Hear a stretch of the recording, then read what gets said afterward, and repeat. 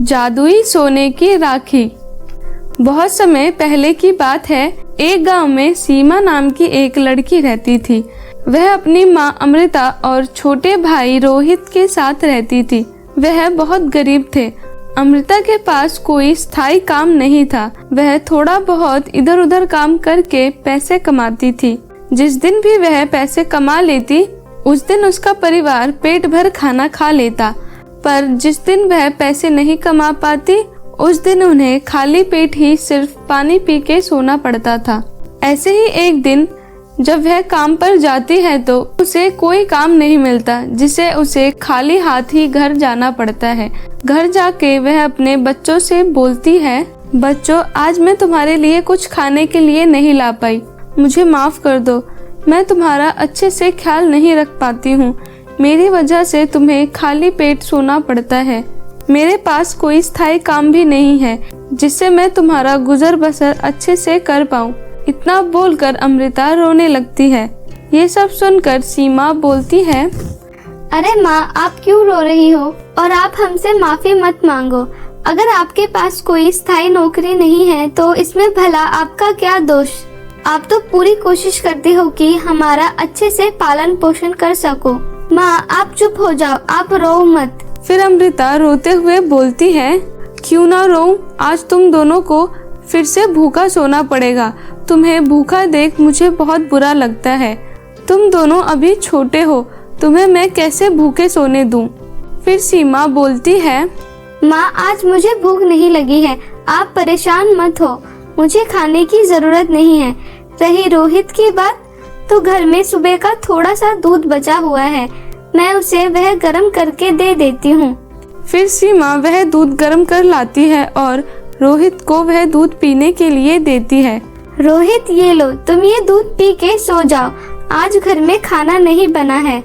फिर रोहित वह दूध पी लेता है। वैसे तो रोहित बहुत छोटा था, पर वह घर की सारी परेशानियों को समझता था और वह कभी भी किसी भी चीज के लिए जिद नहीं करता था। उसे जो भी जितना भी मिलता, वह उतने में ही खुश हो जाता था। इसी तरह उनका बड़ी मुश्किलों के साथ गुजर बसर चल रहा था और ऐसे ही कुछ दिन बीत जाते हैं। फिर राखी का त्योहार आ जाता है। राखी के त्योहार की वजह से बाजार बहुत ही रंग बिरंगी राखियों से सजा हुआ था।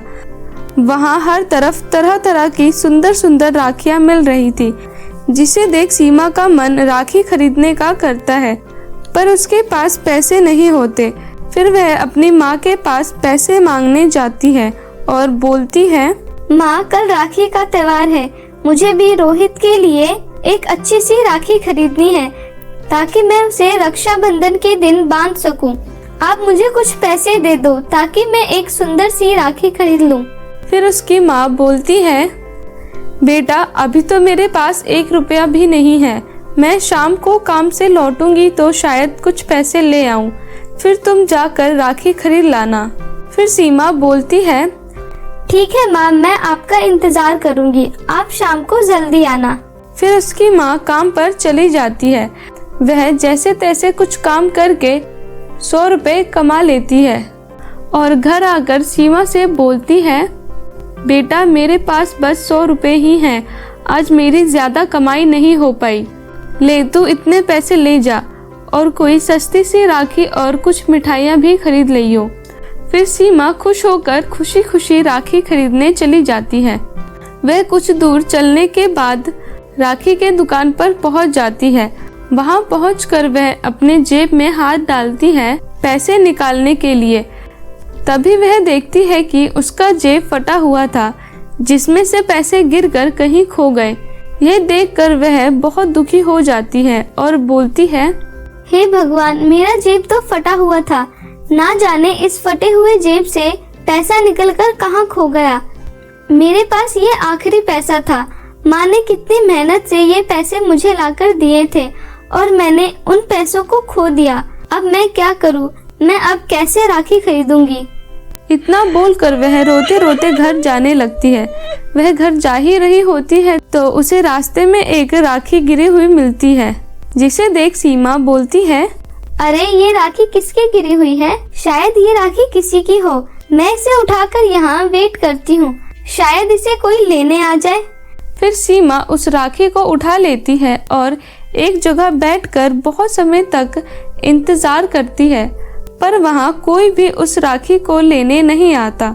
फिर सीमा बोलती है, इतनी देर हो गई है, इसे लेने कोई भी नहीं आ रहा। ऐसा करती हूँ, मैं इसे अपने साथ अपने घर ले जाती हूँ और मैं इसी राखी को रोहित को बांध दूंगी। वैसे भी मेरे पास कोई राखी नहीं है और ना ही मेरे पास कोई पैसे हैं जिससे मैं नई राखी खरीद सकूं। फिर सीमा उस राखी को लेकर घर चली जाती है। उस राखी को देखकर उसकी माँ बोलती है, अरे सीमा, मैंने तो तुझे इतने कम पैसे दिए थे, फिर तूने इतनी महंगी राखी कैसे खरीद ली? फिर सीमा बोलती है, माँ मुझे माफ कर दो, आपने जो मुझे पैसे दिए थे वो मुझसे कहीं खो गए। ये राखी तो मैं घर वापस आ रही थी तो मुझे रास्ते में मिली, तो मैं इसे अपने साथ यहाँ लेकर आ गई। तभी वहाँ रोहित आ जाता है और रोहित राखी को देखकर बोलता है, अरे वाह, इतनी सुंदर राखी। दीदी, ये क्या मेरे लिए लाई हो? हाँ रोहित, मैं ये तेरे लिए ही लाई हूँ। फिर उनकी माँ बोलती है, चलो अब तुम दोनों सो जाओ, बहुत रात हो गई है। कल वैसे भी सबको जल्दी उठना है, कल राखी का त्योहार जो है। चलो अब फटाफट तुम दोनों जाकर सो जाओ। फिर सीमा और रोहित सोने चले जाते हैं और अमृता भी वह राखी को टेबल पर रखकर सोने चली जाती है। जब सीमा सुबह उठती है तो वह देखती है कि वह टेबल सोने की तरह चमक रहा है, जिसे वह देख अपनी माँ को आवाज लगाती है और बोलती है, माँ माँ, कहाँ हो आप? ये देखो क्या हुआ है यहाँ पर। फिर उसकी माँ अमृता वहाँ आकर देखती है तो वह चौंक जाती है। फिर वह बोलती है, अरे ये टेबल तो लकड़ी का था, ये सोने का कैसे हो गया? फिर अमृता राखी को देखते हुए बोलती है, ये कहीं राखी का कमाल तो नहीं, क्योंकि जब रात को मैंने इस राखी को टेबल पर रखा था तो यह टेबल लकड़ी की थी, पर अब देखो ये तो सोने की हो गई है। रुको, मैं एक बार और चेक करती हूँ। अमृता उस राखी को लेती है और एक प्लेट में रख देती है। जैसे ही अमृता उस राखी को उस प्लेट में रखती है, वह प्लेट सोने की प्लेट में बदल जाता है, जिसे देख अमृता बहुत खुश होती है और बोलती है, अरे वाह, लगता है ये कोई जादुई राखी है जिससे हर चीज सोने की हो जाती है। फिर सीमा बोलती है, माँ अब मैं क्या करूँ? मैं रोहित को कौन सी राखी बांधूं? फिर उसकी माँ बोलती है, अगर हम इस सोने की प्लेट को बेचेंगे तो हमें बहुत पैसे मिल सकते हैं। फिर तुम जैसी चाहो वैसी राखी खरीद सकती हो। फिर सीमा उन पैसों से एक बहुत ही सुंदर राखी खरीद लेती है और अपने छोटे भाई रोहित को राखी बांध देती है। फिर इसी तरह उसकी माँ घर की चीजों को सोने में बदल कर पैसे ले आती थी और फिर अपनी जरूरतों को पूरा करती थी। धीरे धीरे उनका गुजर बसर अच्छे तरीके से होने लगा था। अब उनके घर की स्थिति भी सुधरने लगी थी। जब अमृता अपने सोने की चीजों को बेचने जाती तो वह दुकानदार को अमृता पर शक होने लगा और वह मन ही मन बोलता है, अरे भला इस औरत के पास इतने सोने की चीजें कैसे आ रही हैं, जो वो रोज सोने की चीजें मेरे पास बेचने आ जाती है। ऐसा कौन सा खजाना इसके हाथ लगा है, मुझे तो पता लगाना होगा। फिर वह सुनार अमृता के पीछे पीछे उसके घर पहुंच जाता है और अमृता को चीजों को सोने में बदलते हुए देख लेता है और यह देखकर वह चौंक जाता है और वह मन ही मन बोलता है, अच्छा तो ये बात है, ये इस जादुई राखी की मदद से हर चीजों को सोने में बदलती है और मेरे पास बेचने आती है। ये बात तो जाकर मुझे अपनी पत्नी शकुंतला को बताना होगा। फिर वह अपनी पत्नी शकुंतला के पास जाता है और उसे सारी बातें बताता है। शकुंतला, तुम्हें पता है, मेरे दुकान में अक्सर एक औरत आती है सोने की चीजें मेरे पास बेचने के लिए। तो मुझे उस औरत पे शक हुआ, इतने सारे सोने वो कहाँ से लाती है। इसीलिए मैंने उसका पीछा किया तो मैंने देखा उसके पास एक जादुई राखी है जिससे वो चीजों को सोने में बदलती है और वही चीज वो मुझसे बेचने आती है। ऐसा करो, तुम उसके घर जाओ, क्योंकि वो मुझे पहचानती है पर तुम्हें नहीं। तुम उसके घर जाओ और सोने की राखी को चुरा लेना। हम उस राखी से अपनी सारी चीजें सोने में बदल देंगे और फिर हम खूब अमीर हो जाएंगे। फिर उसकी पत्नी बोलती है, ठीक है जी, मैं कल ही जाकर उस औरत के घर वह राखी चुरा लाऊंगी। फिर शकुंतला अमृता के घर जाती है और बोलती है, बहन जी, मैं यहाँ नई नई आई हूँ, हमारे घर में पानी नहीं आ रहा है, क्या तुम हमें थोड़ा पानी दे सकती हो? फिर अमृता बोलती है, हाँ हाँ क्यों नहीं, आप यहाँ थोड़ी देर बैठो, मैं अभी पानी भरकर लाती हूँ। फिर अमृता पानी भरने चली जाती है। तभी शकुंतला कहती है, चलो ये अभी पानी भरने गई है, मैं फटाफट उस राखी को चुरा लेती हूँ। फिर शकुंतला उस राखी को इधर उधर देखती है। तभी उसकी नजर उस चमकती हुई राखी पर पड़ती है, जिसे देखकर वह उसके पास जाती है और बोलती है, अच्छा तो ये राखी है वह, इसको मैं अभी चुराकर यहाँ से भाग जाती हूँ। फिर शकुंतला जैसे ही वह राखी छूती है, वह एक सोने की मूर्ति में बदल जाती है। तभी वहाँ पर सीमा और रोहित भी आ जाते हैं। शकुंतला की मूर्ति को देखकर सीमा अपनी माँ को आवाज लगाती है, माँ माँ ये कौन है, देखो इन्हें क्या हो गया है। फिर अमृता वहाँ आकर देखती है कि वह औरत जो पानी लेने आई थी वह सोने की मूर्ति में बदल चुकी है, जिसे देख वह बोलती है, शायद ये औरत हमारे यहाँ राखी को चुराने आई थी और इस राखी ने इसे सोने की मूर्ति में बदल दिया। फिर सीमा अपनी माँ से पूछती है, पर माँ ये कौन है? बेटा ये तो मुझे भी नहीं पता, यह औरत तो बोल रही थी कि यह यहीं आसपास रहती है। और वहीं वह सुनार अपनी पत्नी का इंतजार कर रहा होता है और बहुत देर इंतजार करने के बाद बोलता है, अरे इतनी देर हो गई है, शकुंतला अभी तक क्यों नहीं आई? मुझे लगता है वहाँ जाके देखना होगा, आखिर हुआ क्या है।